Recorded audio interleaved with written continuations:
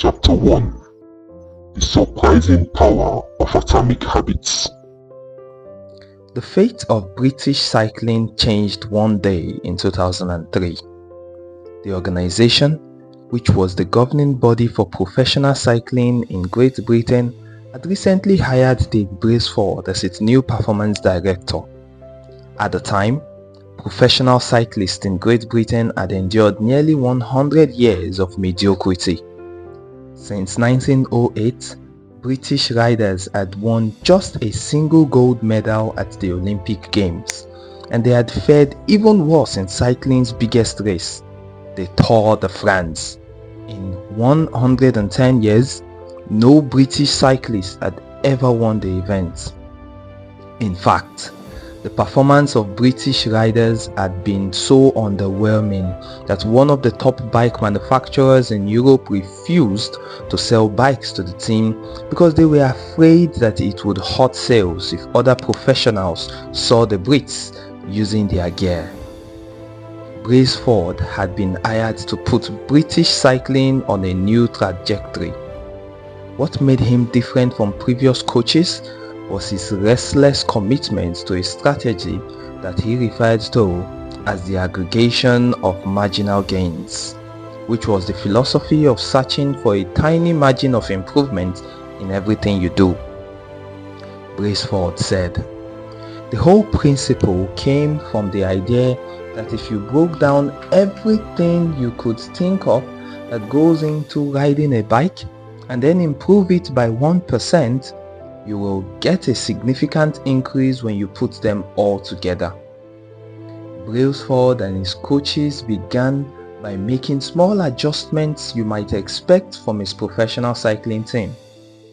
They redesigned the bike seats to make them more comfortable and rubbed alcohol on the tires for better grip. They asked riders to wear electrically heated overshorts to maintain ideal muzzle temperature while riding and used biofeedback sensors to monitor how each athlete responded to a particular workout.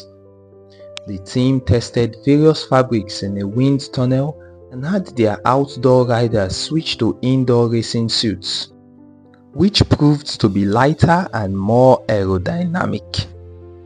But they didn't stop there. Brailsford and his team continued to find 1% improvements in overlooked and unexpected areas. They tested different types of massage gels to see which one led to the fastest muscle recovery. They hired a surgeon to teach each rider the best way to wash their hands to reduce the chances of catching a cold.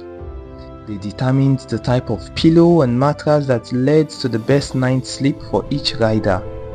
They even painted the inside of the team truck white, which helped them spot little bits of dust that would normally slip by unnoticed, but could degrade the performance of the finely tuned bikes.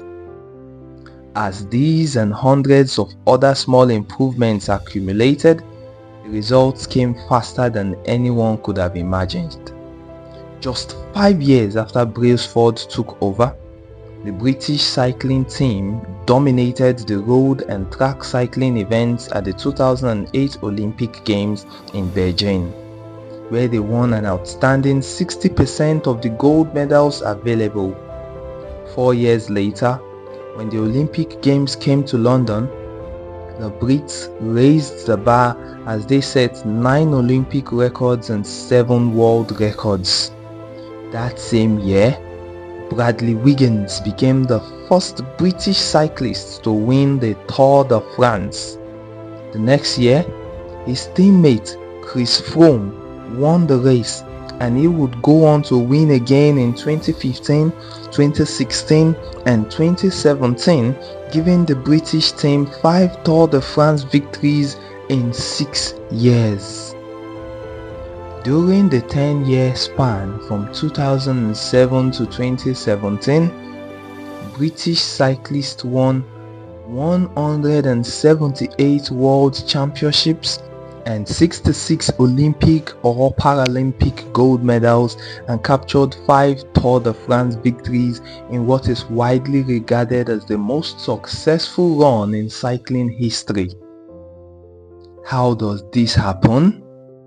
How does a team of previously ordinary athletes transform into world champions with tiny changes that at first glance would seem to make a modest difference at best? Why do small improvements accumulate into such remarkable results? And how can you replicate this approach in your own life?